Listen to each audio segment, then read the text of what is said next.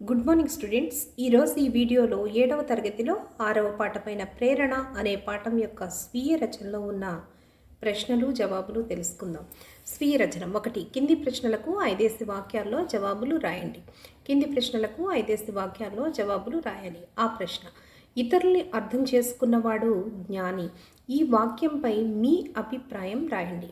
ఇతరుల్ని అర్థం చేసుకున్నవాడు జ్ఞాని అనే వాక్యం మీద మీ అభిప్రాయాన్ని రాయాలి. జవాబు: ఇతరుల్ని అర్థం చేసుకున్నవాడు విజ్ఞాని. అనగా ఏ వ్యక్తి అయినా మొదట తనను తాను అర్థం చేసుకోవాలి, అనగా తనను గురించి తాను తెలుసుకోవాలి. ఎవరైతే మొదట తనను గురించి తాను పూర్తిగా తెలుసుకోగలడో అటువంటి వాడు ఇతరుల్ని అర్థం చేసుకోగలడు, అనగా ఇతరుల మనోభావాలను బాగా చదివి విజ్ఞానం సంపాదించుకోగలడు. కాబట్టి ఇతరుల్ని అర్థం చేసుకున్నవాడు విజ్ఞాని అని చెప్పవచ్చు. ఇతరుల్ని అర్థం చేసుకున్నవాడు విజ్ఞాని అంటే ఏ వ్యక్తి అయినా మొదట తనను తాను అర్థం చేసుకోవాలి, అనగా తన గురించి తాను ముందు తెలుసుకోవాలి. ఎవరైతే మొదట తన గురించి తాను పూర్తిగా తెలుసుకోగలడో అలాంటి వాడు ఇతరులను కూడా అర్థం చేసుకోగలడు, అనగా ఇతరుల మనోభావాలను బాగా చదివి విజ్ఞానం సంపాదించుకోగలడు. కాబట్టి ఇతరుల్ని అర్థం చేసుకున్నవాడు విజ్ఞాని అని చెప్పవచ్చు. ఈ రకంగా ఈ ప్రశ్నకి జవాబుని రాసుకోండి.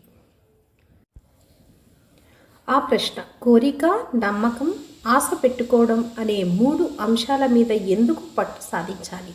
కోరిక, నమ్మకం, ఆశ పెట్టుకోవడం అనే 3 అంశాల మీద ఎందుకు పట్టు సాధించాలి అనేది జవాబుగా రాయాలి. జవాబు: జీవితంలో విజయం పొందడానికి, ఫలితాలు సాధించడానికి మనం 3 అంశాల మీద పట్టు సాధించాలి. అవి: 1. కోరిక. మనలో ఏదో సాధించాలి అనే ఆశే కోరిక. కోరికను నెరవేర్చుకోవాలని గట్టిగా ఆకాంక్షించాలి. 2. నమ్మకం. మనకేదైతే కోరిక ఉందో అది తప్పక సాధించాలని మనపై మనం నమ్మకం కలిగించుకోవాలి. 3. ఆశ పెట్టుకోవడం. మనలో పుట్టిన కోరికను ఆత్మవిశ్వాసంతో కృషి చేసి అది తప్పక జరిగి తీరుతుందని ప్రగాఢ విశ్వాసమే ఆశ పెట్టుకోవడం, చివరకు నెరవేర్చుకోవడం. అందుకే మనం ఈ అంశాల 3ంటిని సాధించుకోవాలి. జీవితంలో విజయం పొందడానికి, ఫలితాలు సాధించడానికి మనం 3 అంశాల మీద పట్టు సాధించాలి. అవేంటి? 1. కోరిక. కోరిక అంటే ఏంటి? మనలో ఏది సాధించాలని మనం కోరికను పెట్టుకుంటాం అంటే కలెక్టర్ అవ్వాలన్నా, డాక్టర్ అవ్వాలి, ఏదో ఒక గోల్, ఆ కోరిక అనమాట. అది అవ్వాలని, ఆ కోరికను నెరవేర్చుకోవాలని గట్టిగా ఆకాంక్షించాలి, అంటే అనుకోవాలి, గట్టి నిర్ణయం తీసుకోవాలి. నమ్మకం. మనకి ఏదైతే కోరిక ఉందో, ఇప్పుడు మనం సపోజ్ కలెక్టర్ అవ్వాలనుకుంటున్నాం, అదే కోరికని పెట్టుకొని అదే లక్ష్య సాధన దృష్టిగా మనం ఆలోచిస్తూ ఎప్పుడు కూడా దానిపైన మనం నమ్మకం కలిగించుకోవాలి. అంటే ఆ కోరికను మనం ఎలా అయినా తీర్చుకోగలము అనే నమ్మకాన్ని కలిగించుకోవాలి. నమ్మకం కలిగి ఉండాలి మన మీద మనం. ఆశ పెట్టుకోవడం. మనలో పుట్టిన కోరికను ఆత్మవిశ్వాసంతో కృషి చేసి అది తప్పక తీరుతుందని, మనలో ఏ కోరిక అయితే మనకుందో, ఏం అవ్వాలని మనం అనుకుంటున్నామో మనం దాన్ని సాధించగలము అనే సెల్ఫ్ కాన్ఫిడెన్స్, ఆత్మవిశ్వాసంతో కృషి చేస్తే, ప్రగాఢ విశ్వాసంతో అదే ఏమైనా సరే దాన్నే సాధించాలి, ఆ గోల్ని రీచ్ అవ్వాలి అనే ఆశని పెట్టుకొని మనం ఉండడం వల్ల తప్పనిసరిగా ఆ గోల్ని మనం రీచ్ అవుతాం. అందుకే మనం ఈ అంశాలు 3ంటిని సాధించుకోవాలి. అంటే ఒక కోరిక, నమ్మకం, ఆశ అనేవి ఈ 3 పెట్టుకొని కృషి చేయడం వల్ల తప్పనిసరిగా మనం ఏ గోల్ అయితే సెట్ చేసుకుంటామో దాన్ని చేరుకోగలుగుతాం, విజయాన్ని సాధిస్తాం. ఈ రకంగా ఈ ప్రశ్నకి జవాబుని రాసుకోండి. ఈ తమ విద్యార్థుల జ్ఞానతృష్ణను తమ చైతన్యంతో, అంకుటిత సంకల్పంతో సంతృప్తిపరచడమే. ఈ మాటలు ఎవరిని ఉద్దేశించినవి? దీనిపై మీ అభిప్రాయం ఏమిటి? జవాబు: పై మాటలు కలాం తమ ప్రొఫెసర్లను ఉద్దేశించి రాసినవి. ఆయన MIT విద్యాభ్యాసంలో కలాం ఆలోచనలని 3 ఉపాధ్యాయులు తీర్చిదిద్దారు. వారు ప్రొఫెసర్ స్పాండర్, ప్రొఫెసర్ KAV పండలే, ప్రొఫెసర్ నరసింహారావు గారు. వారి సంయుక్త ప్రోత్సాహం ఏర్పరిచిన పునాదిపైనే కలాం సాంకేతిక ప్రతిభ ఆధారపడి ఉన్నదని భావించాను.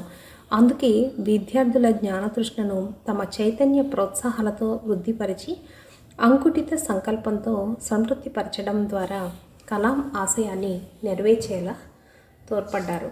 ఇలా ఈ ప్రశ్నకి జవాబుని రాసుకోండి. ఈ ప్రశ్న ప్రొఫెసర్ శ్రీనివాసన్ అప్పగించిన పనిని పూర్తి చేసే సమయంలో కలాం స్థానంలో మీరుంటే ఏం చేసేవారు? ప్రొఫెసర్ శ్రీనివాసన్ అప్పగించిన పనిని పూర్తి చేసే సమయంలో కలాం స్థానంలో మీరుంటే ఏం చేస్తారు అనేది జవాబుగా రాయాలి. జవాబు: ప్రొఫెసర్ శ్రీనివాసన్ అప్పగించిన పనిని పూర్తి చేసే సమయంలో కలాం స్థానంలో నేనుంటే నా తల్లిదండ్రులు ధనవంతులైన ఉపకార వేతనంతో చదవడం నా అదృష్టంగా భావిస్తాను. ఎందుకనగా ఒక ఉత్తమ విద్యార్థి స్థానం నాకు అందుతుంది కనుక ఆ పాఠశాలలో గౌరవం కూడా ఏర్పడుతుంది. స్వయం శక్తితో విద్యను అభ్యసించిన సమృద్ధి కూడా నాకు కలుగుతుంది. అది నా తల్లిదండ్రులు కూడా సంతోషపరుస్తుంది. కాబట్టి నేను కూడా రాత్రింబవళ్ళు శ్రమించి నా పనిని పూర్తి చేస్తాను. ఈ రకంగా ఈ ప్రశ్నకి జవాబు రాసుకోండి. 2. కింది ప్రశ్నకు 10 వాక్యాల్లో జవాబు రాయండి. కింది ప్రశ్నకు 10 వాక్యాల్లో జవాబు రాయండి. ఆ ప్రశ్న: కలాం తన ఆశయ సాధనలో ఎలా కృతకృత్యుడయ్యాడు? మీ సొంత మాటల్లో రాయండి.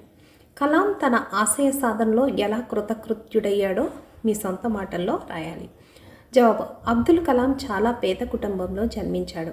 జీవితంలో విజయం పొందడానికి 3 అంశాల మీద పట్టు సాధించాలని నమ్మాడు. అవి కోరిక, నమ్మకం, ఆశ పెట్టుకోవడం. పాఠశాల చదువు తర్వాత ఉన్నత చదువుల కోసం ఇంగ్లీషు సాహిత్యంపై మక్కువ పెంచుకున్నాడు. మద్రాస్ ఇన్స్టిట్యూట్ ఆఫ్ టెక్నాలజీలో సోదరి అందించిన ఆర్థిక సహాయంతో కాలేజీలో చదువు మొదలుపెట్టాడు. ఆర్థిక స్తోమత లేకపోవడంతో స్కాలర్షిప్ పొంది చదవాలని కృతనిశ్చయుడయ్యాడు. ప్రొఫెసర్ శ్రీనివాసరావు గారు ఇచ్చిన పనిని 3 రోజుల్లో రాత్రింబవళ్ళు కష్టపడి సాధించి స్కాలర్షిప్ పొందాడు. ఇంజనీరింగ్ పూర్తి చేసి బెంగళూరులోని హిందుస్థాన్ ఏరోనాటికల్స్ లిమిటెడ్లో ట్రైనీగా చేరాడు. రక్షణ మంత్రిత్వ శాఖ ఉద్యోగానికి ఢిల్లీ వెళ్ళి ఉన్నత పదవిని అధిరోహించాడు. అతి సామాన్య కుటుంబంలో జన్మించి పరిశోధన సంస్థలకు ప్రాణం పోసి భారతరత్న బిరుదు పొందిన శాస్త్రవేత్త డాక్టర్ ఏపీజే అబ్దుల్ కలాం గారు. అబ్దుల్ కలాం చాలా పేద కుటుంబంలో పుట్టారు. అంటే చాలా లేని కుటుంబంలో అన్నమాట. జీవితం విజయం పొందడానికి 3 అంశాల మీద ఆధారపడి ఉంటుంది. అవేంటి? కోరిక, నమ్మకం, ఆశ పెట్టుకోవడం అనే అంశాలని బాగా నమ్మారాయన, పాటించారు. విజయాన్ని కూడా సాధించారు. పాఠశాల చదువు తర్వాత ఉన్నత విద్య కోసం ఇంగ్లీష్ అంటే ఇష్టం పెంచుకున్నారు. దాని గురించి మద్రాస్ ఇన్స్టిట్యూట్ ఆఫ్ టెక్నాలజీలో తన అక్క చేసిన హెల్ప్తో, ఆర్థిక సహాయం అంటే డబ్బు సహాయంతో కాలేజీ చదువు మొదలుపెట్టారు. అంత ఉన్నత చదువు చదివేటంత డబ్బు లేకపోయినా కూడా అతను కష్టపడి చదివి స్కాలర్షిప్ని పొంది చదవాలని కూడా నిశ్చయించుకున్నారు. స్కాలర్షిప్ని తర్వాత పొందారు కూడా.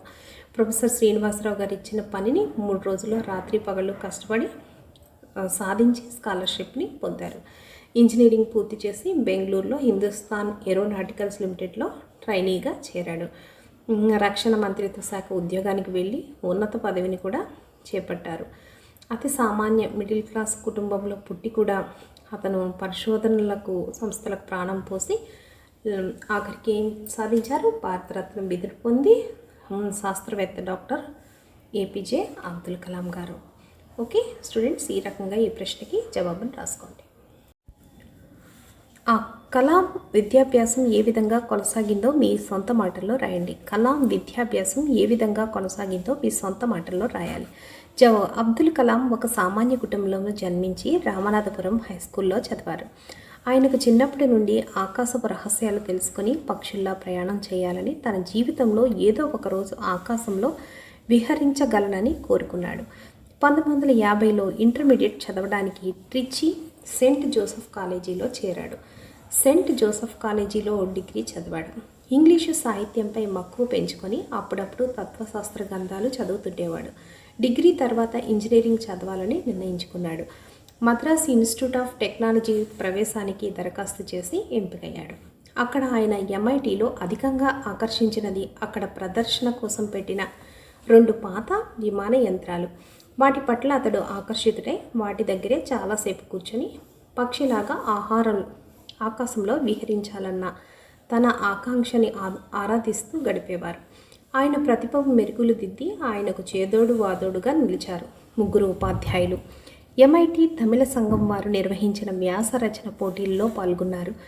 ప్రొఫెసర్ స్కాండర్ వీడ్కోలు సమావేశంలో కలాముని ఎంతో మెచ్చుకున్నారు. అబ్దుల్ కలాం గారు ఒక సామాన్య కుటుంబంలో పుట్టారు. రామనాథపురం హై స్కూల్లో చదివారు. ఆయనకి చిన్నప్పటి నుంచి కూడా ఆకాశపు రహస్యాలు తెలుసుకోవాలి, పక్షుల్లా ప్రయాణం చేయాలని, తన జీవితంలో ఏదో ఒక రోజు ఆకాశంలో తిరగగలనని కోరుకున్నారు. విహరించగలగడం అంటే పైన తిరగడం. 1950లో ఇంటర్మీడియట్ చదవడానికి ట్రిచి సెయింట్ జోసెఫ్ కాలేజీలో చేరారు. సెయింట్ జోసెఫ్ కాలేజీలో డిగ్రీ చదివారు.